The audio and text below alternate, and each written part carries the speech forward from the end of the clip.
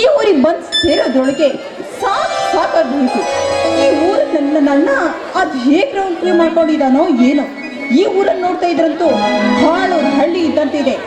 ಅಲ್ಲ, ಈ ಊರಿನಲ್ಲಿ ಯಾವುದಾದ್ರೂ ರೈತನಿಗೆ ಕೊಟ್ಟು ನನ್ನ ಅಣ್ಣ ನನ್ನ ಮದುವೆ ಮಾಡಿಬಿಟ್ರೆ, ಅಯ್ಯಪ್ಪ ದೇವ್ರೆ, ನನ್ನ ಅಣ್ಣನಿಗೆ ಮೊದಲೇ ಹೊಲದಲ್ಲಿ ದುಡಿಯೋರು ಅಂದರೆ ಎಲ್ಲಿಲ್ಲದ ಕನಿಕರ.